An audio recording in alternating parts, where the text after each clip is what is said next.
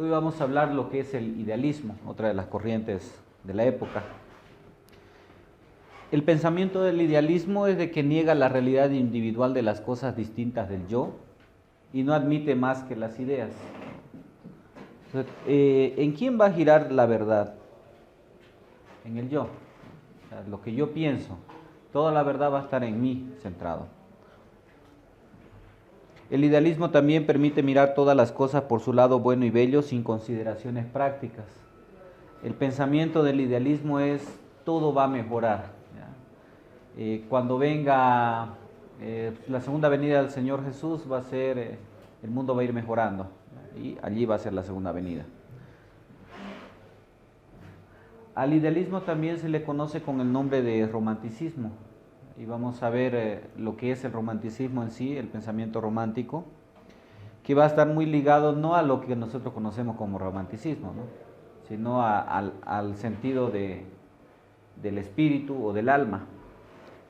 Uno de los forjadores de lo que es el idealismo es Immanuel Kant, y él va a mostrar una gran influencia en la teología protestante y la filosofía. Este personaje, Kant, va a ser importante porque no podemos hablar de teología contemporánea si no hablamos del pensamiento de Kant. Vamos a ir viendo que conforme se desarrolle el pensamiento teológico, Immanuel Kant va a estar presente en cada uno de los siglos que vienen a continuación. Lo que hace Immanuel Kant es llevar a lo que es una conexión o un puente entre lo que es el idealismo y lo que va a ser el racionalismo. El debate por ahora es qué nos lleva a ver la verdad, ¿ya? ¿Cómo podemos llegar a la verdad y a la felicidad? Por ahora están hablando del idealismo y el racionalismo. Entonces Immanuel Kant se va a encargar de poder hacer el puente entre estas dos maneras de pensar. El pensamiento lo podemos resumir en la frase: la ley moral presupone la verdad, aunque la razón pura no la pueda justificar. Entonces, ¿cómo sabemos que algo es verdadero? La pregunta de Immanuel Kant nos va a decir que lo verdadero va a estar regido en lo que es la ley moral.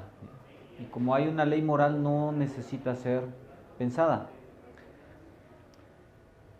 El pensamiento de Immanuel Kant, él va a hablar de lo que es: vive de una manera tan moral que tu vida sirva de ejemplo para otros. Y así puedes alcanzar la felicidad. Eso es el pensamiento de Immanuel Kant. Entonces él va a tratar de reflexionar en Dios desde la perspectiva de la parte moral. Entonces, ¿cómo podemos demostrar que Dios existe? ¿Qué va a decir Immanuel Kant? Si existe el bien, existe Dios. Esa va a ser su reflexión de Immanuel Kant. En su planteamiento teológico, él ataca cruelmente las pruebas clásicas de causa y efecto. O sea, él va a tratar de demostrar que una causa no necesariamente requiere de un efecto, ¿ya?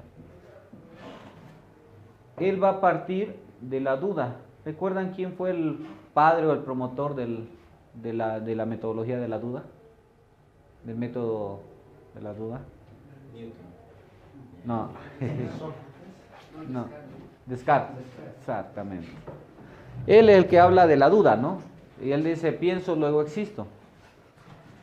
Entonces, partiendo de la duda, él va a reconstruir por medio de la razón práctica la certidumbre de la ley moral.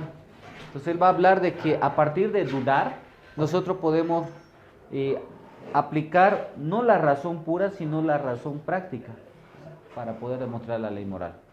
Entonces él va a plantear la existencia de Dios desde la perspectiva de la existencia moral. Entonces, como decíamos, a partir de la ley moral, él concluyó en favor de la existencia de Dios y de la inmortalidad del alma. Entonces, no puede ser que la vida termine en la muerte, porque no habría sentido de vivir una vida moral.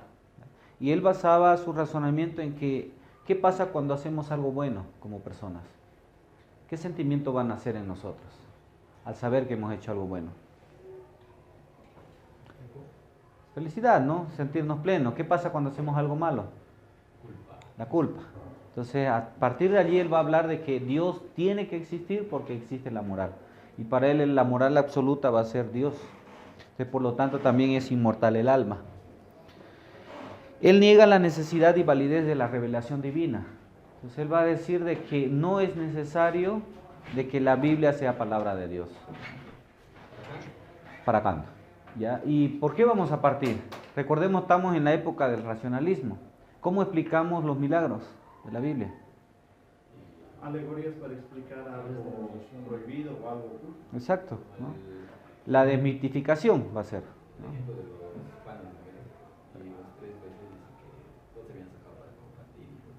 Sí, pues eso más. Entonces, tratar de entender y quitar el mito de la Biblia, ¿no? Eso va a ser el jueves. Por lo tanto, no existe una revelación, ¿ya? La Biblia es un libro muy importante con principios, pero está lleno de mitos porque la gente que la escribió era hacía muchas fábulas, ¿no? Tenía mucha imaginación. Él también dice que Jesús fue simplemente un gran maestro de moral. O sea, fue un gran moralista Jesús. Y va a partir de lo que son sus enseñanzas, ¿no? Él se va a enfocar más en las enseñanzas que en los principios morales.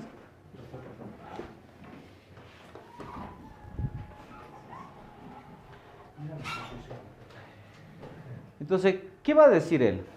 Si Jesús nació de una virgen o no, ¿qué importa? Lo que importa es la enseñanza que nos dejó.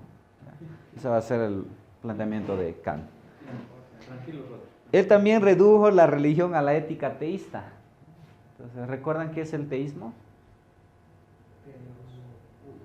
Tiene que ver con Dios, ¿no? Pero ¿cuál es la perspectiva de Dios que tiene el teísmo? Dios le creó y se fue. Exacto. Le dio cuerda al reloj y se fue, ¿no? Y ya no interfiere. Entonces, para él la religión es solamente teísta.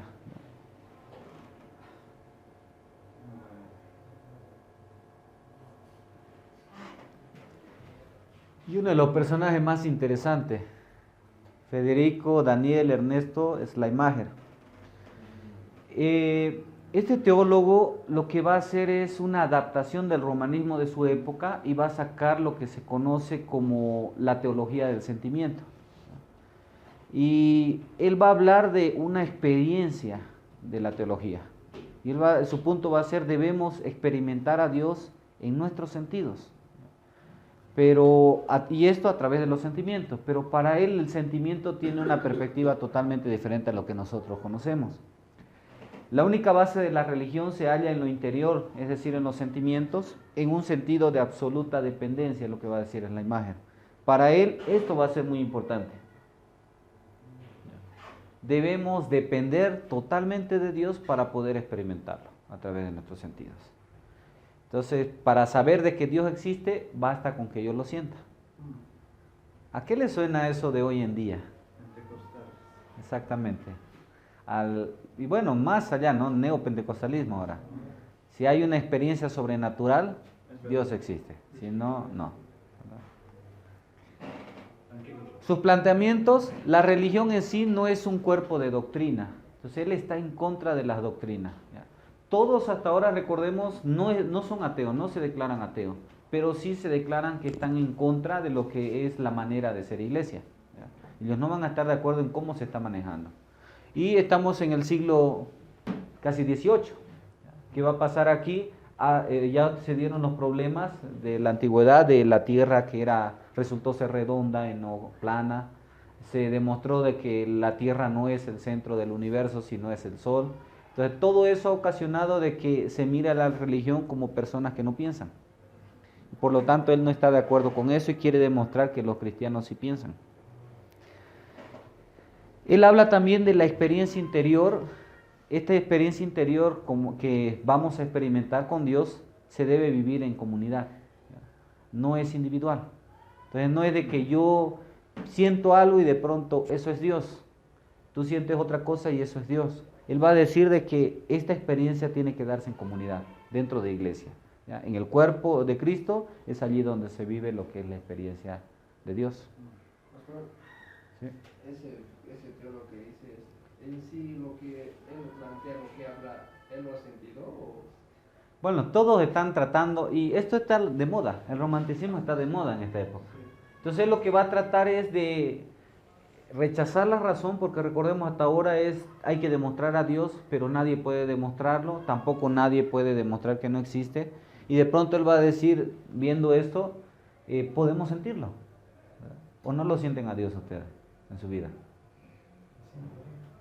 ¿Tienen una experiencia para poder decir soy cristiano porque lo he experimentado a Dios en mi vida? ¿O no? ¿Cómo se dan cuenta de que Dios existe? Estoy haciendo homología. ¿Cómo pueden decir de que Dios existe? ¿En qué se basan? El Espíritu habla a nuestro medio. Una experiencia nuevamente, ¿verdad? Una experiencia. Este teólogo va a ser muy influyente en lo que es la teología contemporánea también. Lo que es Kant y esta persona es la imagen, va a estar prácticamente cuando decimos, por ejemplo, ¿cómo saben que fueron llamados al ministerio ustedes? ¿Cómo supieron que Dios les estaba llamando para prepararse? En mi caso siempre había un deseo de prepararme para ser predicador.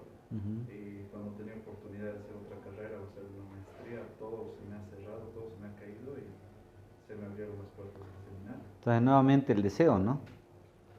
O sea, todo va a girar en torno a los sentimientos, ¿ya? Pero no sentimiento en el hecho de las emociones. Eso no está hablando en la imagen. Ahora se lo ha cambiado eso, ¿no? Y se habla de las emociones. Pero en la imagen está hablando de la psiquis, ¿ya? En el griego la psiquis, el alma. Es decir, allí está aflorado la experiencia religiosa que él va a llamar. También él va a hablar de que no hay religiones verdaderas o falsas.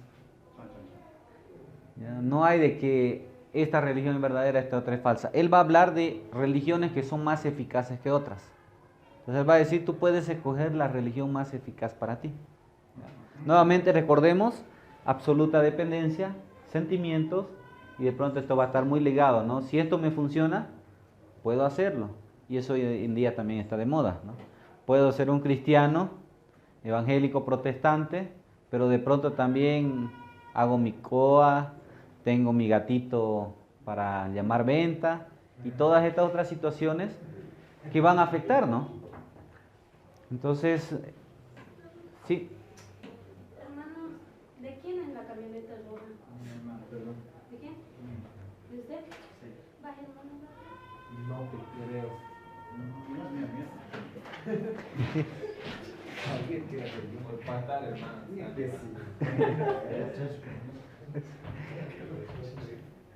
Entonces, lo raro de la imagen es que habla de una sola religión, ¿ya? No es de que vamos a tomar varios aspectos, lo que hoy en día se está haciendo, ¿no?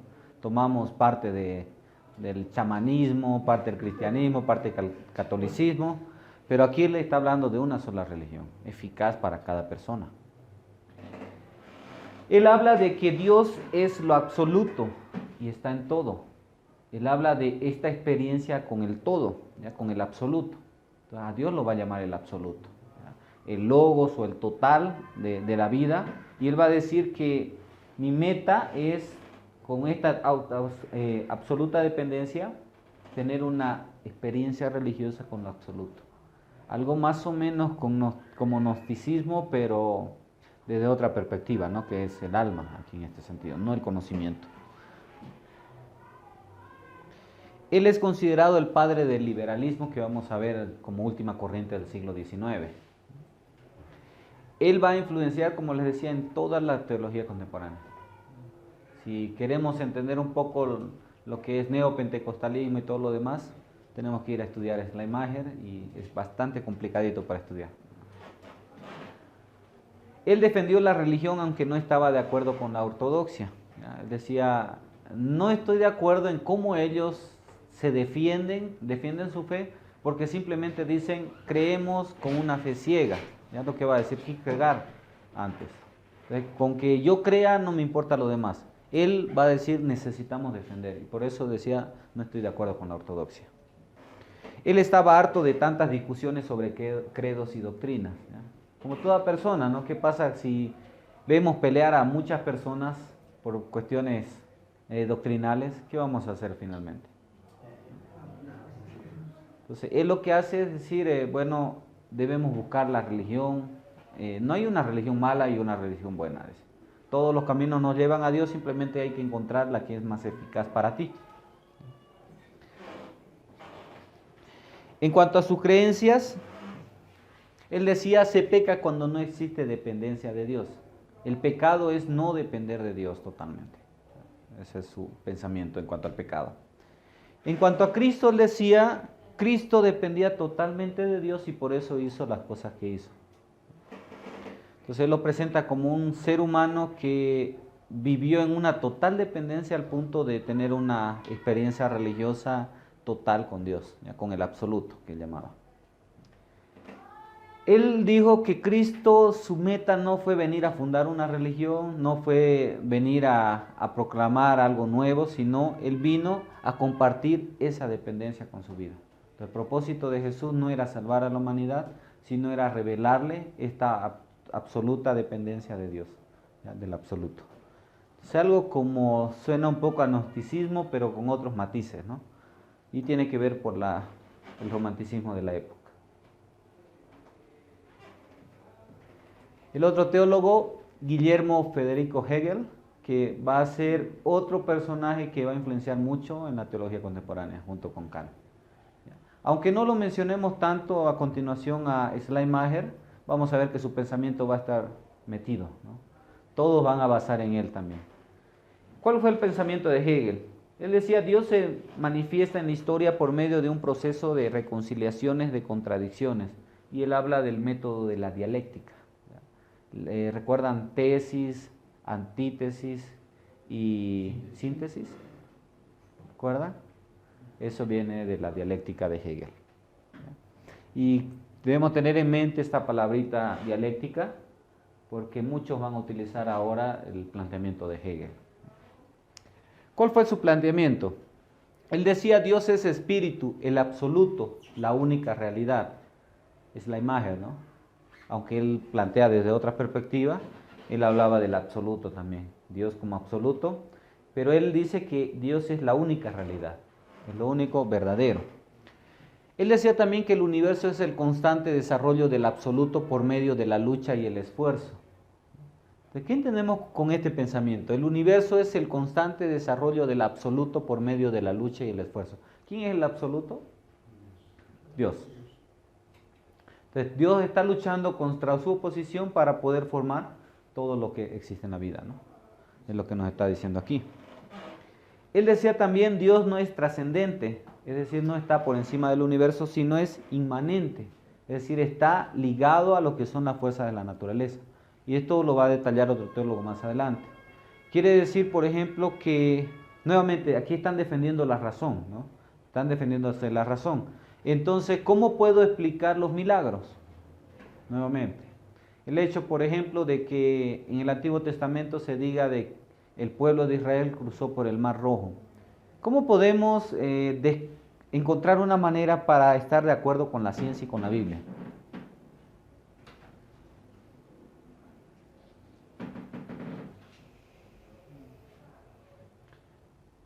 Alguien de esta época iba a decir, bueno, allí dice que cruzaron el Mar Rojo, pero en sí puede ser uno de los brazos del mar y han pasado por un arroyito solamente, por una parte que se seca cada vez que llega el tiempo de sequía, el río casi totalmente desaparece y por allí han cruzado ellos, ¿no? Entonces, eso es lo que van a tratar de explicar a la luz de la ciencia. ¿Cómo explicarían esa obra los... Ese es el problema, ¿no? Nuevamente, recordemos, es un mito. Hay mitos, ¿no? Entonces, no necesariamente tuvo que pasar todo. Es igual que los 3 días de Jonás en el pez, ¿no? Entonces, la idea aquí es tratar de explicar y entender, ¿no? Y quitar el mito. Nuevamente, recordemos, son personas ignorantes de esa época, ¿ya? La verdad se forma por evolución, que consiste de la tesis, la proposición, la antítesis, la oposición, y la síntesis, una conciliación o fusión de la tesis y la antítesis. ¿Qué es lo que él va a decir aquí? Antes de que algo se convierta en verdad, debe pasar un proceso de evolución, ¿ya? ¿Recuerdan las fuentes del verdadero conocimiento? Había algo que era una opinión, Y cuando esa opinión era puesta a prueba muchas veces, se comprobaba y podría ser una verdad. Es lo mismo de aquí, ¿ya? Tiene que pasar un proceso, algo como un dicho, como una opinión, y luego al ser probada va a ser tomada como una verdad, ¿ya? Eso es lo que se conoce como la evolución de la verdad. Él formuló una especie de teoría de la evolución en el proceso religioso, ¿ya? Que vamos a ver más adelante lo que era este proceso y que otra persona lo va a retomar y lo va a ampliar. Él hablaba del animismo, del politeísmo y del monoteísmo, que este es el proceso religioso. Toda religión empieza, o todo pueblo empieza siendo animista. Luego de cierto proceso viene el politeísmo. ¿Saben qué es el animismo? ¿Qué es el animismo?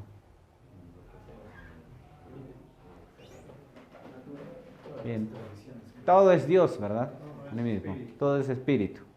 Y el politeísmo, hay varios dioses. Y después del politeísmo, el desarrollo es el monoteísmo, solo un Dios. Entonces, él dice que Israel o la fe cristiana tuvo que pasar este proceso también, hasta llegar a convertirse en monoteísta. Al mismo tiempo, él hablaba de una religión natural, una religión moral y una fe espiritual, que era el proceso de esta religión. Entonces, antes de convertirse en fe espiritual, tiene que haber una religión natural, el animismo, una religión moral, el politeísmo, y una fe espiritual basada en un solo Dios, ¿no? En un solo espíritu. ¿Ese proceso tiene que pasar? Sí, según la historia, él decía, este proceso tiene que pasar toda religión.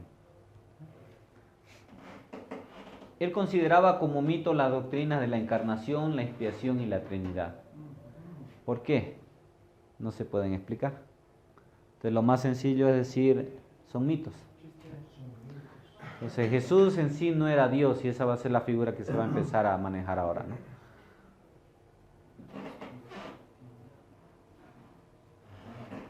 Algo que ya no podrían explicar de nuevo, así, mitos, Sí, es algo que la razón no puede entender, ¿no? O algo que no puede demostrar. Recordemos, está el método científico todavía. Entonces, por ejemplo, si tienes un pensamiento acerca de que el agua no tiene sabor, ¿puedes demostrarlo? ¿Hay maneras para demostrarlo, de que el agua no tiene sabor? Sí, científicamente podemos hacer eso. Ahora demostremos de que Dios existe. O demostremos de que se pueden reproducir los panes y los peces. O demostremos de que alguien estuvo muerto y resucitó. O demostremos de que alguien se embaraza sin tener relaciones sexuales, ¿no? Sin que haya una unión. Entonces, por eso es de que ellos dicen de que esto eran mitos. La Biblia está llena de esos mitos y hay que quitarlo conforme vamos leyendo.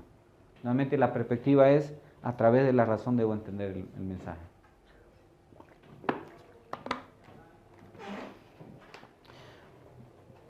Lo que es la cuestión de la tesis, la antítesis y la síntesis,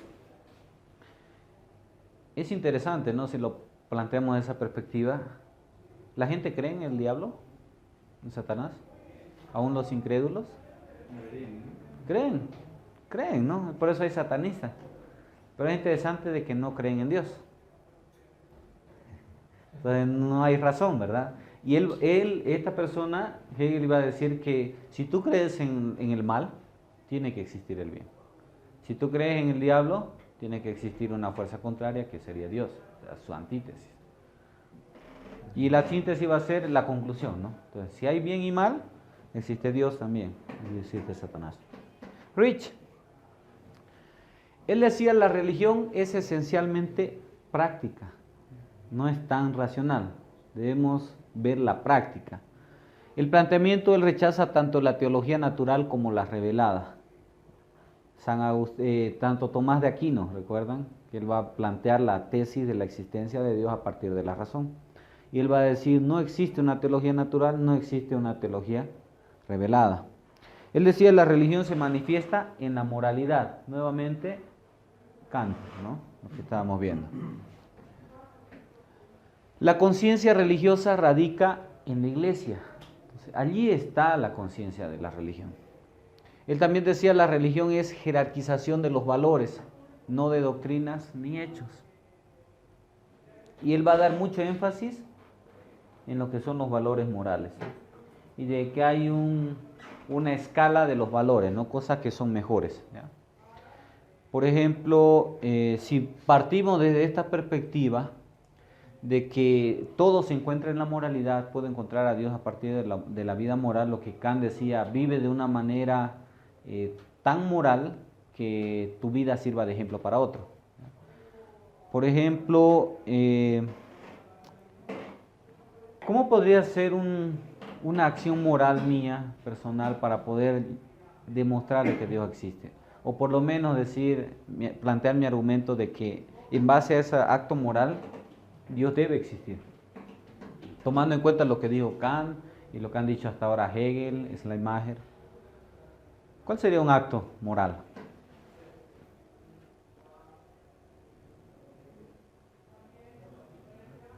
Bueno, a ver, tiene mucha relación con lo que es el testimonio, pero el testimonio va a ser el resultado de algo, no va a ser la prueba de inicio de algo. Tal vez la única prueba real podría ser algo absolutamente sobrenatural o contrario a la razón. Puede ser el dar la vida por alguien impío, porque Dios así me lo ha dicho, podría ser la máxima prueba de moralidad. Exacto. Y eso es lo que va a atacar después Nietzsche, ¿no? Más adelante, ¿no? Porque va a decir, el único que vivió como cristiano fue Cristo. O sea, no hay religión entonces, si partimos de la moral. Este personaje, Rich, va a ser el fundador de lo que es el evangelio social, ¿no? La sociedad. Ya están poniéndose la base para lo que va a ser la teología del liberalismo y luego la liberación. Él decía, Jesús fue el portador del señorío ético sobre los hombres. Nuevamente, no están diciendo y afirmando de que Jesús era Dios. Él está diciendo, Jesús fue el que mostró cómo se debe vivir desde la perspectiva moral. Él decía también, Jesús no murió por los pecados, sino que murió por su suprema convicción de lo que él quería hacer. Eso es lo que va a decir. Entonces aquí nos deja también sin argumento, ¿no? Entonces yo puedo entregar mi vida porque estoy convencido de lo que creo y no tanto porque Dios exista o no. El amor de Dios inspira a los hombres a trabajar para hacer de toda la sociedad el reino de Dios. Y va a comenzar a hablarse del reino de Dios aquí, ¿ya? Es decir, si yo soy buen cristiano, mi enfoque no va a ser tanto la doctrina, sino va a ser de que traigamos aquí ahora lo que es el reino de Dios, ¿no? Yo debo poner mi esfuerzo. Y esto me debe llevar a trabajar, a hacer algo, ¿ya? No es en el futuro, ¿ya? Se va a empezar a tocar aquí lo que es la escatología, que lo vamos a ver ya un siglo después.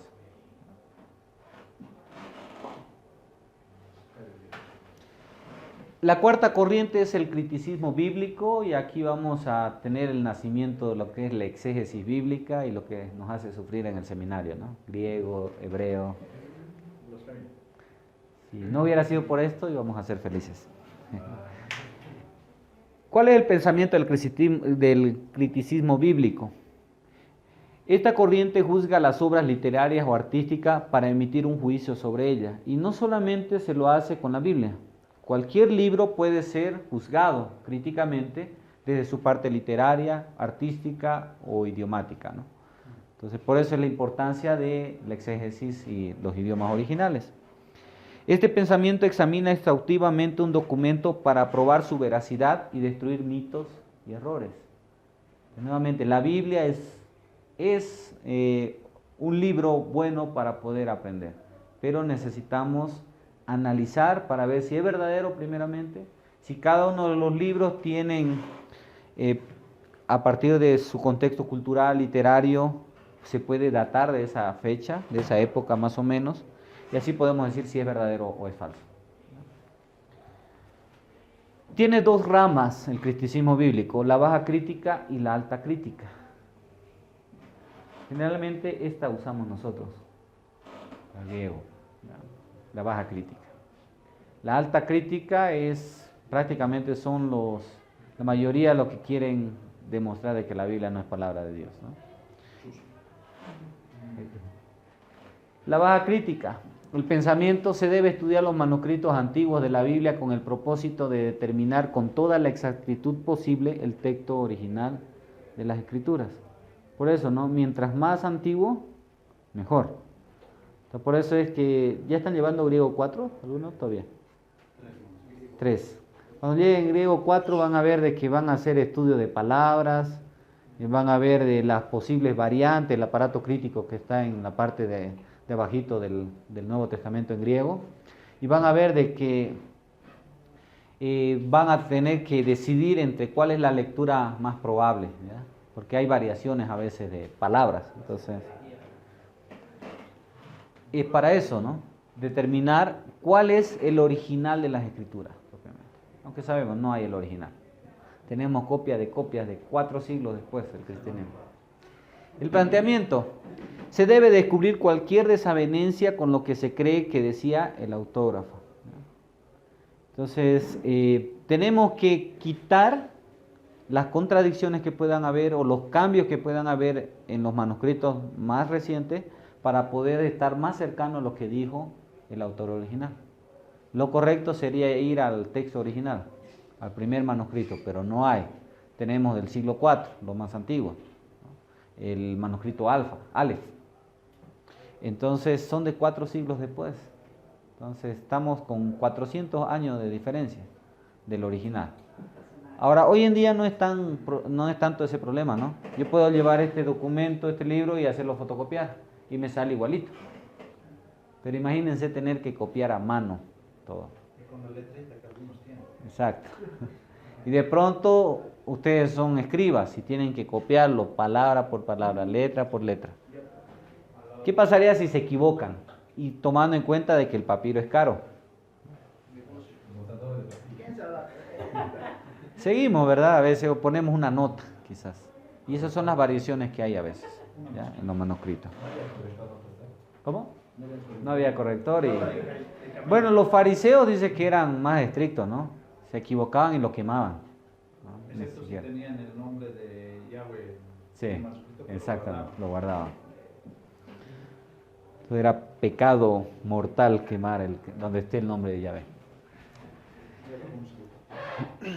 También el otro planteamiento es analizar las pequeñas diferencias en algunas palabras y frases. Y eso es lo que van a ver después. En una epsilon o en una eta van a ver que cambia el sentido de la palabra, ¿no? Entonces todo eso es lo que nos lleva a la baja crítica. Por estos señores que sufrimos 2 años en el seminario. La alta crítica. El pensamiento se debe estudiar los manuscritos antiguos de la Biblia con el propósito de determinar con toda la exactitud posible el texto original de las Escrituras. Parecido a lo anterior, ¿no? Pero aquí es exacto. El otro era acercarnos porque no podemos decir esto es exacto. El planteamiento, descubrir cualquier desaveniencia con lo que se cree que decía el autógrafo y analizar las pequeñas diferencias de algunas palabras y frases también. Entonces aquí la clave es tratar de demostrar que la Biblia no es verdad. Eso es lo que va a tratar de hacer la alta crítica con el paso de los tiempos. La teoría de la evolución religiosa, lo que se plantea, el pensamiento, aceptan el pensamiento evolutivo de Hegel, la alta crítica. Vamos a entrar a estudiar lo que es la alta crítica ahora. Dentro de la alta crítica está la teoría de la evolución religiosa. Y a veces seguimos eso, ¿no? Por ejemplo, muchos de la alta crítica dicen que Pablo no pudo escribir las epístolas paulinas de Gálatas, las epístolas de la prisión, y no puede ser el autor de lo que son las epístolas pastorales. Entonces, si Pablo escribió las epístolas a las iglesias, no pudo escribir las epístolas pastorales. La pregunta, ¿por qué? Por las palabras que utiliza, hay palabras que no utiliza en ninguna otra de las cartas, el tono en el que habla, el desarrollo que se muestra que parece que tiene la iglesia con ancianos o con obispos y otras figuras de liderazgo. Entonces ellos van a decir, esto corresponde a un periodo del siglo, más o menos, siglo IV, siglo II. Entonces no puede ser del siglo I. Y por eso van a decir, no es Paulina.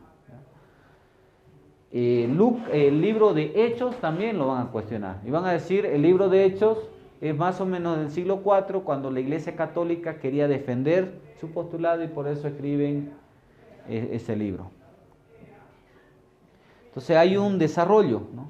Un desarrollo religioso y un desarrollo de la fe. Y a veces parece muy, bueno, es cierto, no podemos negarlo también, ¿no? Si leemos Gálatas, por ejemplo, y leemos 2 Timoteo, nada que ver con el Pablo, ¿no? De los dos. Tenemos a Pablo en Gálatas diciéndole de todo a su audiencia. Y es interesante, hay un versículo, ¿no?, que es bastante impactante cuando le dice, quieren perturbarlo, ¿por qué no se mutilan de una vez? ¿Saben lo que dice en griego? Está diciendo, ¿por qué no se castran, ¿no?, de una vez? O sea, imaginemos, ¿no?, Pablo diciendo eso, y después a Timoteo le va a decir, no te pelees con los que lleven la contra, sino sé ejemplo tú. O sea, no es, o se volvió loco Pablo, o cambió. Pero la misma respuesta está allí, ¿no? En el proceso evolutivo de su pensamiento, es más cristiano que antes, ¿no? Lo que digo, no lo que hago. Sí. Ellos aceptan, como decíamos, el pensamiento de Hegel, que era politeísmo, monoteísmo, pero ellos van a hablar de sacerdocio. Entonces, aquí dentro de esto, vamos a ver de que hay un desarrollo ya de lo que va a ser la religión judía, y ellos van a decir que del politeísmo pasaron al monoteísmo, y cuando se estructuró totalmente la religión judía, nació el sacerdocio, ¿ya? Y allí van a estar involucrados lo que son los ritos, las ofrendas, y el sumo sacerdote y todo lo demás. Por eso antes no tenía, es la explicación, ¿no?, cuando sale en Egipto. No había esa figura. El planteamiento, el Pentateuco es una recopilación de documentos redactados probablemente en la época de Esdras o un poco antes. ¿Ya? No van a decir que lo escribió Moisés, porque va a decir Esdras lo escribió para poder sustentar lo que es el sacerdocio. El método utilizado, hay un análisis cuidadoso del estilo literario, el uso de los diferentes nombres de Dios, la repetición de relatos y la variación en los conceptos religiosos. ¿Por qué? Hay un caso bien interesante, ¿no? Se mencionan 2 Goliat en la Biblia, ¿verdad? ¿Sabían eso? 2 gigantes en la Biblia, 2 Goliat. Y a uno dice que lo mató David, ¿no?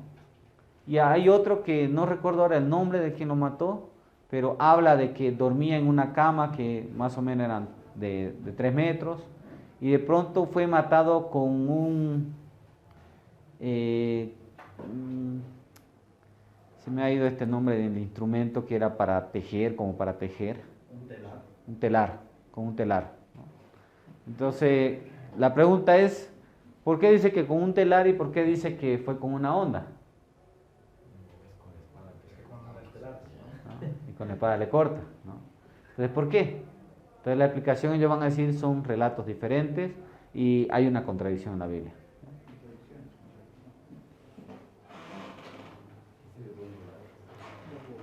Otra teoría es la JDP, que su pensamiento es si un documento tiene una teología más abstracta que otro, ha sido redactado en una fecha posterior. Entonces, no puede haber una teología tan compleja en un principio, ¿ya?, del pueblo, porque recordemos, tiene que haber un desarrollo, lo que se llama la revelación progresiva de Dios, ¿no? Entonces nosotros lo entendemos eso de que Dios se va revelando a través de la historia, y ellos van a decir que también en los escritos va a ocurrir lo mismo. Estas iniciales JEDP tienen que ver con la J y la E, emplean el nombre de Jehová y Elohim en el juego de los primeros capítulos del Génesis. ¿Recuerdan cuando leemos capítulo 1? Va a hablar de Elohim. Leemos el capítulo 2 y 3, va a hablar de Jehová, Elohim. Entonces hay una doctrina o hay una teología de Elohim y una teología también de Yahvé. Estos escritos donde aparece el nombre Jehová y Elohim en el Antiguo Testamento son más o menos alrededor del siglo XIX y siglo VIII a.C. En su mayor parte es una colección de mitos cananeos adaptados. Y hoy en día se habla mucho de los textos sumerios. y por eso la gran similitud de un diluvio universal también, una historia de alguien que construye una barca también en los mitos cananeos. Y ellos van a decir, estos judíos han adaptado esas leyendas, esas historias para su religión, para poder argumentar la existencia de su religión. La letra D viene del Deuteronomio y él dice esto es un fraude de los sacerdotes en el reinado de Josías. ¿Recuerdan qué pasa en el reinado de Josías cuando entran al templo? ¿Qué encuentran? La ley, el Deuteronomio, ¿no? Y entonces dice que ellos escribieron esto y fue un fraude, ¿no? Para poder tener a las personas obedeciendo la ley, ¿no? O lo que ellos querían que obedezcan. La letra P, el priestly o sacerdotal, fue escrito durante el cautiverio babilónico, en Babilonia. Y allí, al estar en contacto con la religión propiamente cananea, babilónica, perdón, ellos van a aprender algunas cosas y la van a adaptar. Por ejemplo, ¿se han preguntado alguna vez por qué si Dios manda a prohibir las adivinaciones, las suertes y todo lo demás, permite el Urim y el Turim?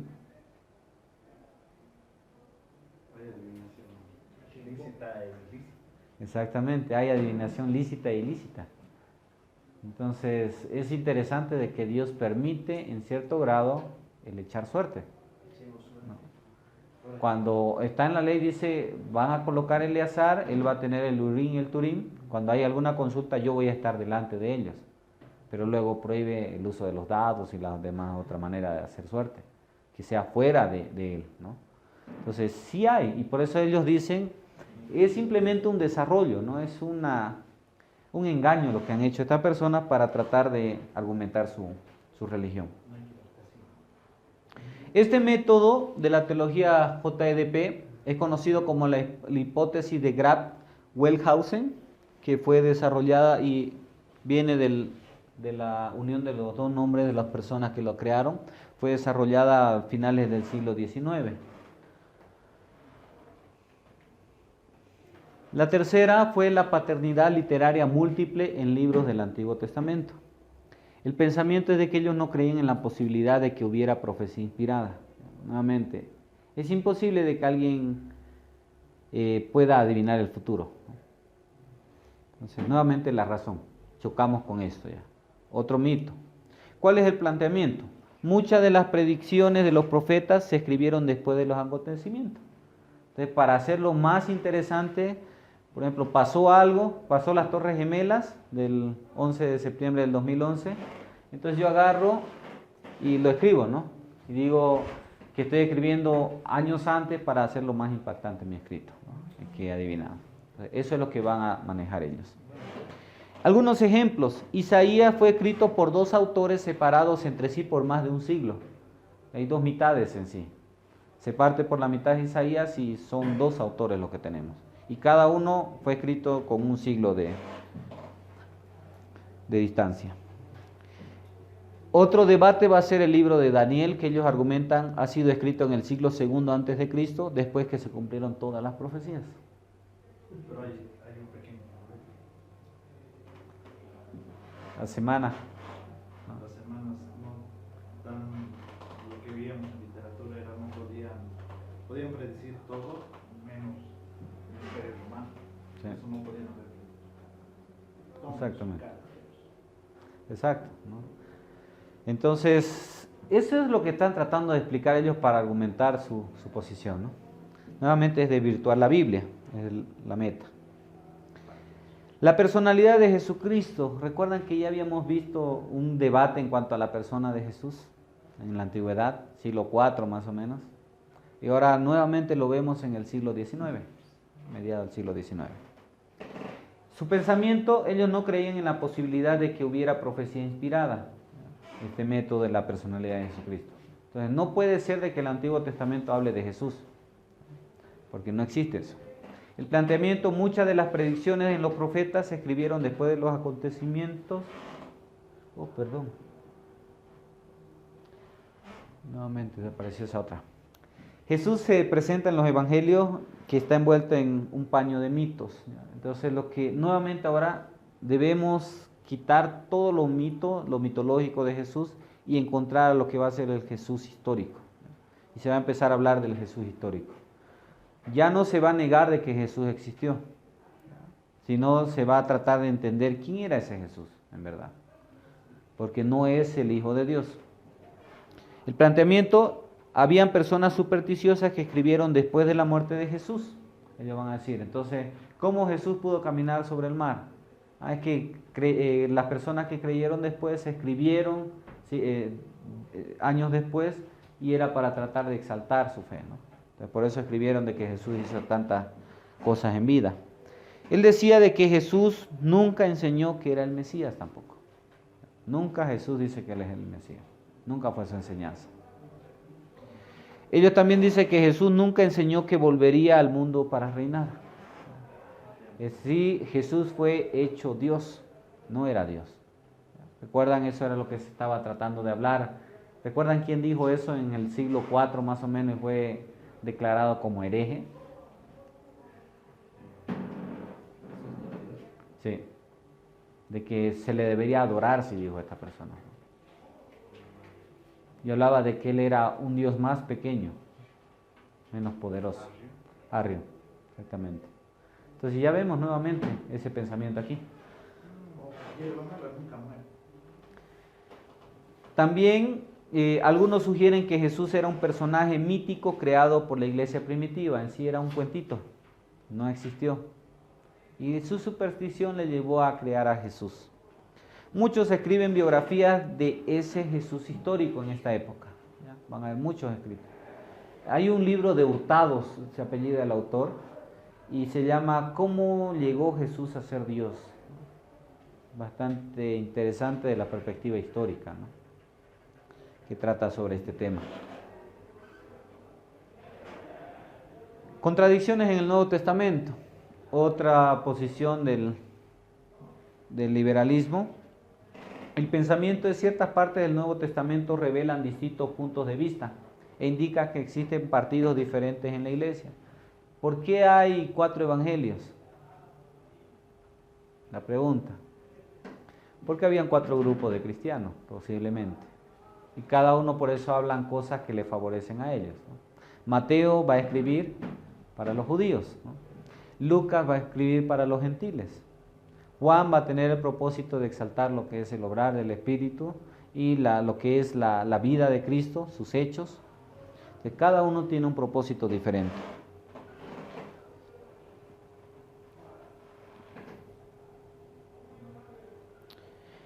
En cuanto al método, usan la dialéctica de Hegel. La doctrina de Pedro y Mateo, ellos dicen, es la tesis, la cristología y la doctrina de la gracia paulina es la antítesis, y se encuentra la síntesis en la iglesia posterior. Entonces, nuevamente, los evangelios nos van a hablar prácticamente la teología de Pedro, del judaísmo. Lo contrario, la antítesis va a ser la teología paulina, gracia, y por eso va a haber ese conflicto, ¿no? Ley y gracia.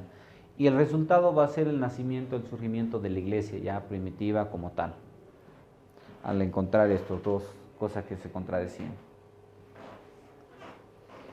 El quinto punto, el quinto grupo que va a atacar a la ortodoxia va a ser la ciencia y la teoría de la evolución.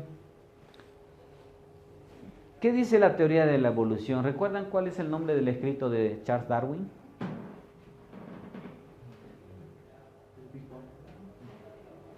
No.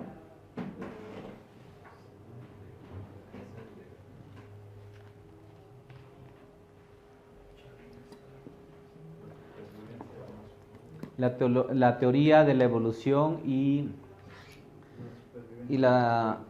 No, se me ha ido ahora. La teoría de la evolución y la selección natural. El pensamiento, la creación no es un acto especial realizado por un Dios inteligente y amoroso, sino una lucha eterna entre las especies, siendo las sobrevivientes las más aptas o las más fuertes. O sea, no hay un Dios creador y amoroso, no existe. Lo que existe es una lucha, donde el más fuerte sobrevive y se desarrolla. Para este pensamiento, el hombre simplemente es un eslabón más, ¿ya? Y este eslabón está dentro de la cadena evolutiva, donde el hombre es superior simplemente porque está luchando y está ganando, y de que todo lo que existe ha seguido un proceso evolutivo, desde parte inferior hasta parte o a un organismo superior. Entonces siempre va a estar viviendo aquel que es más fuerte, es lo que dice Charles Darwin. Por otro lado, la ciencia, el pensamiento que va a acuñar la ciencia es: la religión es anticientífica. Entonces están en contra de la ciencia. ¿Por qué? ¿Cuál era la respuesta hasta ahora de la iglesia en todos estos conflictos?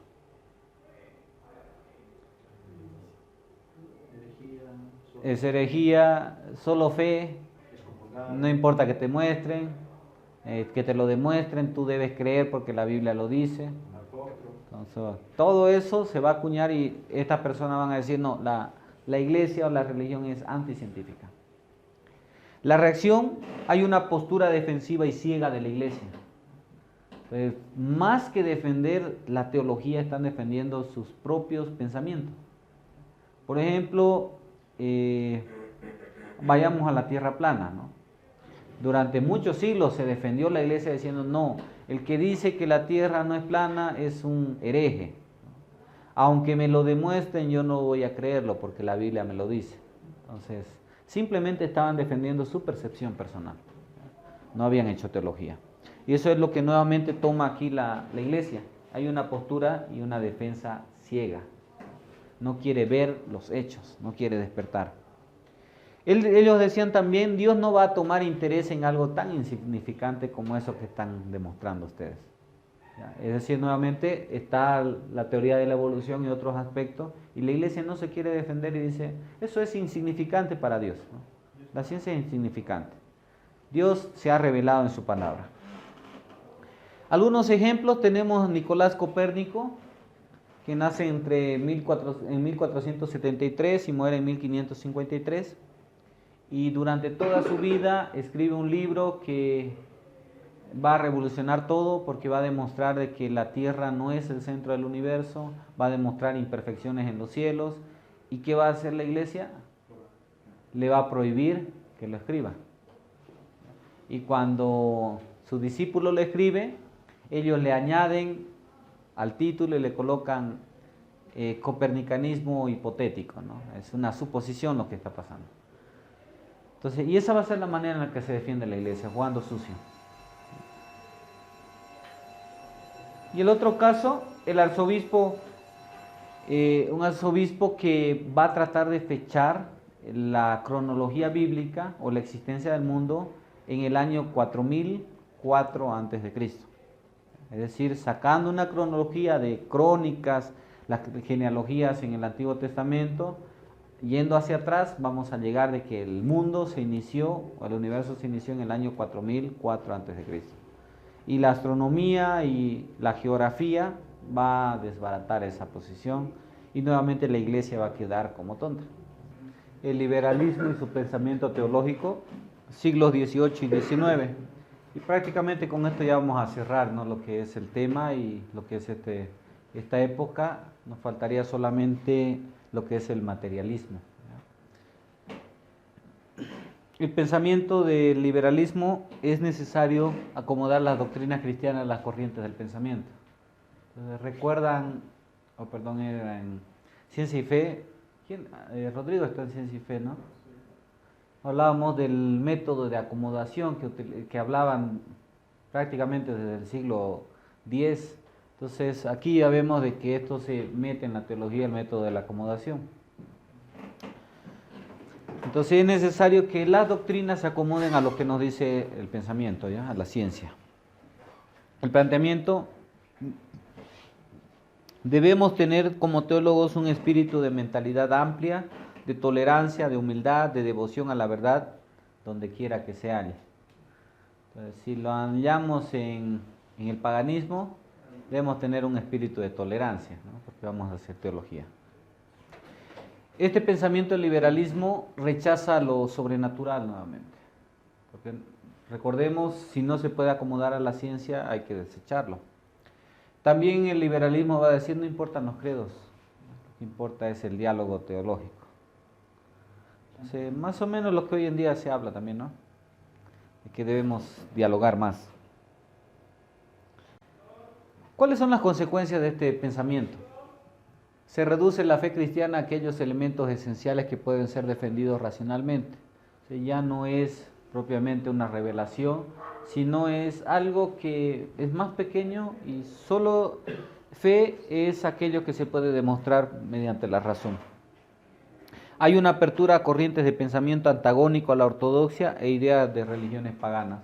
Entonces, se va a entrar mucho de eso a lo que va a ser la teología, y incluso con cosas que van a chocar no se van a hacer problemas a estas personas, ¿no? Incorporan a la religión ideas de los filósofos Kant y Hegel, en lo que estábamos hablando del siglo pasado. Aquí se va a meter mucho de este pensamiento. Siguen la pauta también de los racionalistas y descartan la creencia en los milagros. Ya no hay milagro, no hay por qué hablar de estos asuntos. Ellos reinterpretan las doctrinas cristianas aceptando las reconstrucciones teológicas de Schleiermacher y Rich. Entonces, ellos van a presentar una manera de hacer teología, en la siguiente lectura van a ver, pero ellos van a reestructurar la religión a partir de estos pensamientos, ¿no? Y aquí van a hacer lo que se conoce como el neoteísmo, nuevo teísmo, un poco más estructurado y diferente a lo que hasta hace poco se estaba hablando, que vamos a ver a continuación. Nuevamente recordemos, el teísmo es Dios da cuerda a algo y se va, ¿no? Entonces ahora va a haber un nuevo Dios, no importa de qué Dios se está tratando, ya puede ser cualquier Dios. Y hoy en día eso se va a ampliar, y hoy en día se habla incluso de que los dioses en sí son extraterrestres, ¿no? Entonces eso es el teísmo también. Hemos sido creados por extraterrestres. Influye mucho ahora el ataque a la Biblia. Ya no va a centrarse en algunos aspectos de la fe, sino la Biblia va a ser el punto de la mira. El pensamiento, la Biblia es un libro de grandes enseñanzas, pero no es una revelación infalible de Dios. Tiene errores. Ese va a ser el pensamiento en cuanto a la Biblia. El planteamiento, la Biblia contiene supersticiones y mitos, lo que ya se estaba hablando hace décadas pasadas. La interpretación de la Biblia se subordina a la opinión religiosa individual de uno mismo. Entonces ya no es tanto la fe, sino lo que yo interpreto de la fe. La Biblia registra la búsqueda de Dios por el hombre más bien que una revelación de Dios. Entonces, ¿por qué existe la Biblia? ¿Por qué existe el cristianismo? Es algo que el hombre ha buscado hacerlo y no que Dios se ha decidido revelar. Ese es el planteamiento, y va a abrir o va a preparar el escenario para lo que va a ser el materialismo. En cuanto a Dios, el pensamiento es de que Dios es una fuerza del bien que ama a todos. Entonces, Dios es amor, ¿verdad? Esto va a repercutir en el planteamiento. Ellos dicen Dios es inmanente, limitándose a obrar según las leyes naturales. Cuando vemos esta palabra inmanente, nuevamente está enfrascado en lo que es la naturaleza, y a través de la naturaleza es que va a obrar, ¿ya?, para revelarse. La revelación viene de adentro, y la experiencia religiosa se halla en la mente y la conciencia más que en alguna voz especial de afuera, según lo que decía Kant y Schleiermacher. Nuevamente, la experiencia religiosa sale de nosotros hacia afuera y no va a entrar en la medida en que nosotros leamos la Biblia. El peligro es de que si enfatizamos mucho esto del Dios inmanente, podemos caer en el panteísmo, de que todo es Dios y el mundo prácticamente gira en torno a Dios, ¿no? Y todo contiene parte de la esencia de Dios. Los milagros. En tercer lugar, el pensamiento, toda la naturaleza es una revelación divina. Todo lo que existe en la naturaleza ha sido revelado por Dios. El planteamiento, no existen los milagros, solo lo que es natural. También el otro planteamiento, Dios a través de la evolución va mejorando tanto el reino animal como la humanidad. Entonces, aquí vemos de que Dios se vale de la evolución para poder llevar adelante lo que es la mejora del ser humano. ¿Ya? Dios creó de alguna manera el mundo y de pronto ha tenido que ir cambiando a través de la evolución para poder mejorarlo. Y este afán del pensamiento natural es para poder estar acorde con la teoría de la evolución. Somos cristianos pero evolucionistas también. Ese es el planteamiento. En cuarto lugar, la persona de Jesucristo.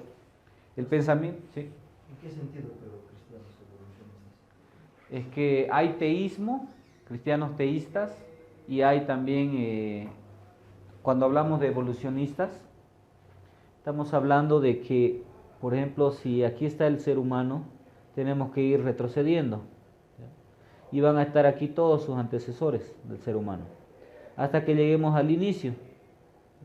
Y en el inicio la ciencia no va a poder explicar, por ejemplo, si hablamos del Big Bang, de dónde apareció el átomo. ¿Qué va a explicar el teísmo? El átomo lo puso Dios, ¿no? Y lo va a tratar de explicar. En el principio, ¿no ves? Dice, sea la luz, y fue la luz. Entonces fue la explosión para que se originara todo. La explicación, ¿no? Lógica. Eso es cristianismo evolucionista. Mal cristianismo. Mal cristianismo. Bueno, cristianismo vamos a llamarle porque creen en Jesús de alguna manera, ¿no? Y eso es lo que hoy en día se maneja.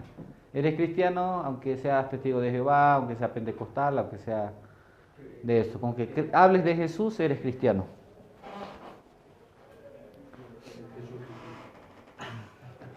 La persona de Jesucristo. El pensamiento, la verdadera religión no se refiere a Jesucristo, sino que consiste en la fe del Maestro y sus enseñanzas.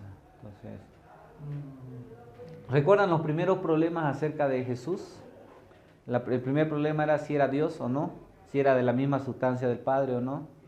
Entonces era más aspecto teológico, ¿verdad? Aquí ahora el problema es, ¿qué importa Jesús? Lo que importa son sus enseñanzas. Entonces no nos preocupemos si Jesús era hombre, si era Dios. Esto es lo que nos interesa a nosotros en esta época, lo que dicen ellos. El planteamiento se debe diferenciar entre el Jesús histórico y el Cristo de los credos. Recordemos, la Biblia tiene mitos. Entonces quitemos los mitos y concentrémonos en descubrir quién era el Jesús que vivió en la tierra.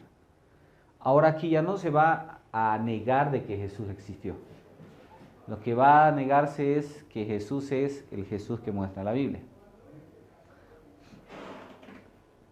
Otro planteamiento, debemos volver al Cristo humano de los evangelios sinópticos.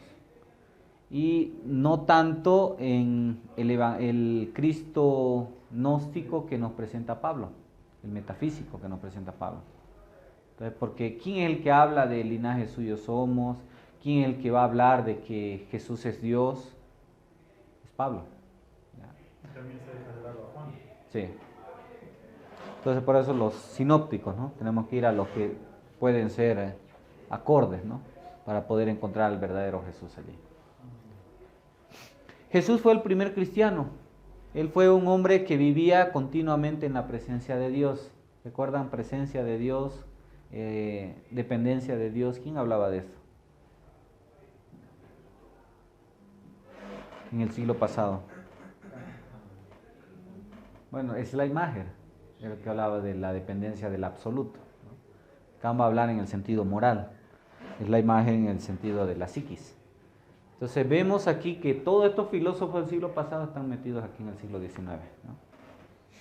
¿Esto puede tener su influencia en la explosión de la masonería? Porque estos son postulados masones. Sí, exactamente. Entonces, prácticamente incluso nosotros agarramos a veces algo, ¿no? De todo esto. Por eso es una mezcla de religión lo que tenemos hoy en día, en la cultura contemporánea. Y si quieren saber más, cuando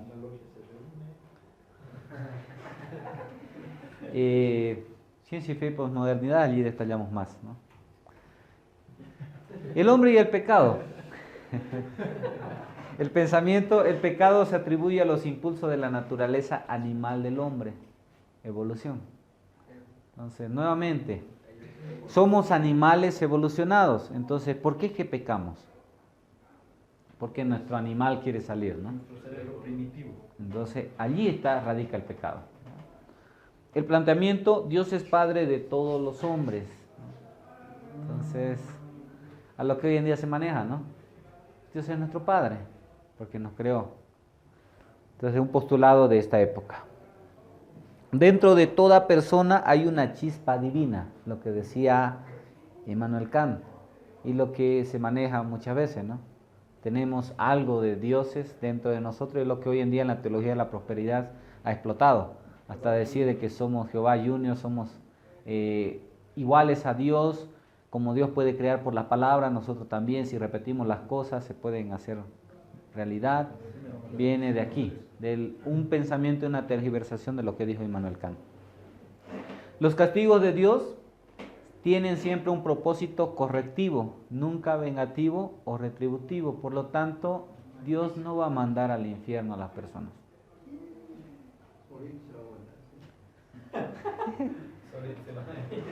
Tampoco, por lo tanto, si Dios perdona a todos, no se necesita una expiación por el pecado, pues Dios perdona generosamente.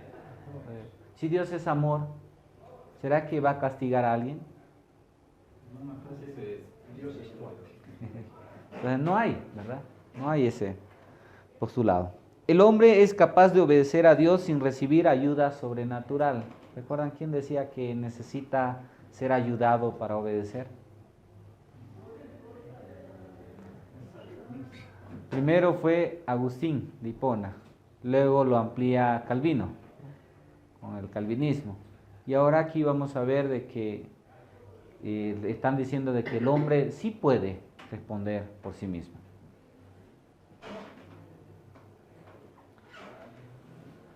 El otro punto, el reino de Dios y su advenimiento. El pensamiento del reino de Dios será la época en que los hombres podrán vivir en armonía y libres de necesidad física. O sea, cuando todo sea un paraíso, eso será el advenimiento de Cristo. El planteamiento, el reino de Dios, y bueno, esta es la época de los hippies precisamente, ¿no? Todo este pensamiento va a estar dando el amor y paz, ¿no? El planteamiento, el reino de Dios es el advenimiento de su gobierno a los corazones humanos. Entonces, ¿cuándo empezó el reino de Dios? ¿Cuándo empieza el reino de Dios? Tú eres parte de ese reino. Cuando yo acepto al Señor, ya reina en mi corazón. El reino de Dios es algo social más que individual. Nuevamente es la imagen y Rich. El reino de Dios no es algo personal, sino es algo social en la sociedad. Entonces el reino de Dios se va a hacer en la sociedad.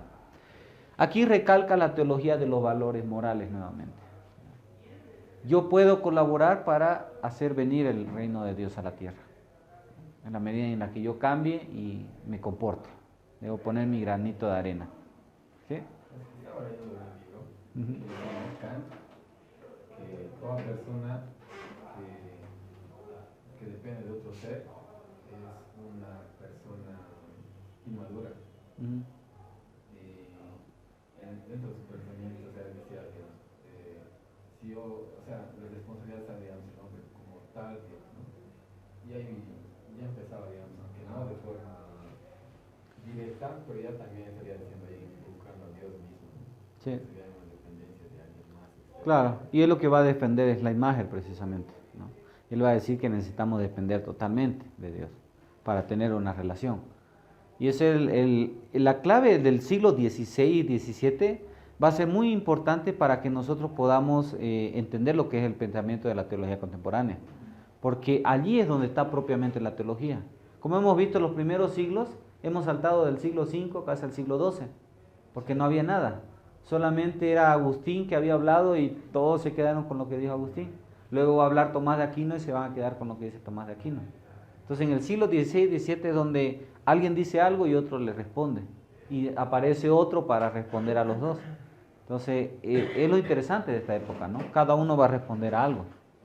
Y ya se está preparando, aquí se está dando pie para lo que va a ser el materialismo. Cuando van a aparecer los tres personajes más importantes del materialismo. Quizás hemos escuchado en algún momento de ellos. Y es lo que vamos a ver, ¿no? Carlos Marx Karl Marx. El pensamiento de Marx era: el hombre es su propio salvador. Así podemos englobar el pensamiento de Marx. ¿Cuál es el planteamiento? Cada persona contribuye al futuro. Tengo algo yo para hacer mejorar la sociedad. ¿Recuerdan el pensamiento de el reino de Dios, el ya, pero todavía no del reino de Dios? Pues aquí Marx va a decir: nosotros podemos traer ese tiempo mejor. Por ahora el idealismo lo que va a hacer es pensar en un futuro mejor. Entonces todo va a mejorar en algún momento. Y hay para entender eso, ¿no? ¿Qué está pasando en esta época? La ciencia, los medios de comunicación, las armas y todo lo demás, el avance tecnológico está llevando a pensar de que en algún momento todos vamos a desarmarnos, todos vamos a poder encontrar la respuesta para todo a través de la ciencia, y por lo tanto el poder está en el hombre. Y eso es lo que Marx va a detallar aquí, ¿no? Y va a decir: cada uno puede contribuir al futuro. Y lo otro, la religión es el opio del pueblo. Es lo que nos tiene cegados. Mientras yo creo en algo, eso me va a mantener en un estado de pasividad y de resignación. ¿Por qué? ¿Qué pasa? ¿Qué decimos nosotros como cristianos cuando nos vienen pruebas? ¿Cuál es el pensamiento del cristiano? No, vayamos que somos maduros. ¿Ya? Pensemos que somos maduros. ¿Qué pensamos? ¿Para qué es la prueba? Para nuestro bien, ¿no? En algún momento va a pasar, o como llegó la época de la fatalidad, ¿no? Allá en el cielo, allá en el cielo, allá en el cielo, no habrá tristeza y más dolor. Aquí vamos a sufrir, pero llegará el día en el futuro cuando nosotros podamos disfrutar. Parte del idealismo, pero desde la perspectiva fatalista para nosotros. Aquí vamos a sufrir, allá gozaremos. Por lo tanto, este pensamiento le va a chocar a Marx y va a decir: el cristianismo es el opio, es lo que tiene sedado al pueblo y no le permite reaccionar para poder hacer un futuro mejor. ¿Sí? En su obra, en Das Kapital, es interesante cómo plantea de que a la parte de la religión es algo que está volviendo adictos a los pensadores y está cegando la ciencia. Es lo que evita que el hombre alcance su mayor exponente sanguinario. Por eso utiliza el opio, porque no es una droga que genere agresividad, sino va a ser una droga que va a generar facilidad, y lo plantea como que es el último recurso para evitar de que todos nos destruyamos. Sí. Entonces, y se va a ir detallando esto con cada pensador, y al final va a venir van a hacer la teología de la liberación después, propiamente, ¿no? Vayamos a las armas. O sea, el cristianismo va a despertar supuestamente y va a ser: vayamos a las armas. Entonces, por ahora, el opio, como dice Enrique, es lo que nos tiene pasivos. O sea, no hago nada porque el mundo va a ir a lo peor, ¿no? Y eso nos dice la Biblia, ¿verdad? Va a ir de mal en peor. Entonces, por lo tanto, nosotros nos quedamos aquí tranquilos esperando el futuro, ¿no? Pero Marx va a decir: no, debemos hacer algo. El método, él toma la dialéctica de Hegel, nuevamente. Hegel como personaje, ¿no? Tesis, síntesis, o tesis, antítesis y síntesis. Y el personaje que va a colocar la cereza en la torta, ¿no? Nietzsche, Friedrich Nietzsche o Federico Nietzsche. El pensamiento: el hombre construye su propio destino dejando a un lado al Dios de la revelación y creando su propio Dios de acuerdo con su código ético. O sea, yo puedo crearme a mi Dios, porque hasta ahora es nosotros, el hombre en nuestra necesidad, hemos creado a Dios. No es de que Dios nos creó a nosotros. Nosotros hemos creado. El cristianismo se ha creado un Dios para poder culparle de sus desgracias, para poder recibir consuelo, una esperanza allí. Y el planteamiento de él va a ser: la religión es obsoleta, está fuera de tono y de lugar, y por lo tanto Dios ha muerto. Ese es muerto. Bueno, no, porque lo interesante es que estos pensadores no son ateos, ¿no? En un principio, en su vida. Entonces hay que entender lo que habla en su obra del Dios está muerto. Él lo que quiere hacer es el énfasis en el hombre, nuevamente por la época en la que estamos viviendo. Y él va a hablar de lo que se llama el superhombre o el anticristo en su libro. Entonces este hombre va a ser alguien que se adelanta a la época en la que está viviendo. Es decir, alguien muy inteligente, alguien que parecería que está viviendo unos 5 años adelante y por eso es que tiene todo para poder, es un ser pensante, agudo en el pensamiento, cosa que la religión no está permitiendo hacer. ¿Sí? ¿Él es anterior a Hitler? Exactamente, esto va a poner la base para el... De ahí va a sacar para el socialismo. ¿Sí? Ayer escuchaba una conferencia, un mensaje de John Stott, que decía que es interesante que el absoluto superior de Nietzsche es el superhombre, pero el absoluto superior de Cristo es un niño, sí. Porque es justamente la malicia de los periodos de preguerra y la carrera armamentística lo que le va a llevar a decir que solo alguien adelantado a esta época violenta va a poder dominar, no como raza, sino como un hombre pensante. Exacto, y es lo interesante, lo que va a poner las bases precisamente para el pensamiento nazi, ¿no? Entonces, nuevamente, es interesante el plantear, y él lo llama el superhombre o el anticristo, por lo que habla el Apocalipsis, ¿no? Dependiendo cómo interpretemos el Apocalipsis, recordemos hay un número, ¿verdad?, que habla del hombre, ¿no? El 666. Y hoy en día a veces se ve, ¿no?, de que la marca va a ser un 666 o un código de barra. Entonces, si vamos a los símbolos, a la numerología del Apocalipsis o del contexto judío, vamos a ver que el número 7 siempre está relacionado con Dios, ¿no? Y el 6 al hombre, a lo imperfecto. Entonces, cuando vemos un 3 veces 6, estamos hablando del máximo exponente de la humanidad. Es decir, alguien que es superhombre prácticamente, pero que al mismo tiempo es la expresión de la maldad, como vemos en Daniel, en Apocalipsis. Entonces va a ser el ser más malo por naturaleza que exista. Y como dice Daniel, no sentirá ni siquiera atractivo o atracción por las mujeres, por el sexo opuesto. No quiere decir que sea gay, ¿no? Porque a veces se dice, es gay. No, pero es alguien sin sentimiento, literalmente. ¿Ya? Entonces lo que todo hombre quiere ser, ¿verdad? Y a eso se está apuntando ahora, ¿no? Ahora ya no se quiere la familia. Entonces, ¿qué queremos? Triunfar en la vida, aunque yo pisotee a quien pisotee, para lograr. Y eso va a ser esta persona, ¿no? Un encantador con las palabras. ¿No?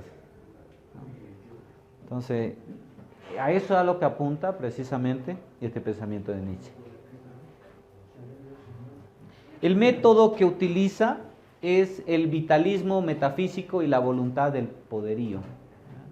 Nuevamente, todo en uno, ¿no? Y podemos ser nosotros ese superhombre, es el postulado prácticamente, ¿no? Debemos procurar serlo. Entonces ahí está la clave. Por eso está loco. Sí. Y es interesante su historia, ¿no? Termina loco. A Dios no le gustan ciertas blasfemias. Sí. Porque cuando se pasan de las raíces, Dios que castiga donde realmente puede suceder. Y donde lo que él utiliza argumentos, ¿no? Mucha razón, mucho intelecto y termina perdiendo la razón. Charamusa creo que es su libro, ¿no? Que escribe y es alguien esquizofrénico, parece que lo escribe el libro. Entonces estaba totalmente loco, lo que dicen. Y es lo que vemos, ¿no? ¿Qué pasó con Chávez? Desde que dijo eso, le dio el cáncer allí, ¿no? Y va a ser triste también, ¿no? Porque algunas autoridades del país están haciendo lo mismo, están camino a eso. Sí, ya ha dicho. En algún momento llegará la mano de Dios, ¿no? Es como dicen, a Dios no se le puede jugar, ¿no? De igual a igual. Sí. Tiene hasta cierto punto su tolerancia. Y Freud, que va a plantear lo que es el psicoanálisis, ¿no? Psicología. Entonces, hay nuevamente el enfoque es el ser humano. El pensamiento es, la religión es la neurosis obsesiva universal de la humanidad. Entonces, habla de neurosis porque lleva a un trastorno mental, ¿no? Entonces es como que nosotros somos una especie de cerebros lavados que necesitamos ser curados, ¿no? Como cristianos. Y es porque no nos deja pensar claramente y porque esta neurosis es un trastorno que nos lleva a un cierto grado de dependencia. Y él va a comparar esto con el Padre, dice. Entonces, ¿por qué nos hemos inventado a Dios? Porque cuando hablamos de un papá, sentimos cierto grado de protección, cierto grado de afinidad y de podernos sentirnos tranquilos, ¿no? En medio de los problemas. Y la misma figura hemos hecho con Dios, lo que van a plantear. Dios es un invento para autoconsuelo del hombre. Entonces, lo hemos creado porque necesitamos consolarnos de alguna manera. Y la mejor manera es, estamos sufriendo, pero hay alguien que está bajo control de toda la situación. La religión impide que una persona progrese, lo que ya se estaba diciendo desde antes, ¿no? Entonces, si soy cristiano, me evita que progrese. La manera práctica. Si yo puedo conseguir un trabajo, por ejemplo, no sé, sembrando cizaña contra alguien, en el mundo lo voy a hacer, ¿verdad? Y eso va a ser bueno, va a ser loable, porque lo importante es que yo llegue al grado que yo quiero, ¿no? Alcanzar mis ideales. ¿Qué va a hacer un cristiano? No. Entonces eso le va a evitar progresar en su vida. Por eso somos neuróticos. El método, maquiavelismo es el fin justifica los medios, ¿no? Entonces, el método que va a utilizar es el positivismo. Entonces, prácticamente es su manera de poder interpretar esto del padre del psicoanálisis. Para terminar, ¿cuáles son los efectos y la reacción en la confrontación? Hay un choque hasta ahora entre ciencia y religión, ¿no?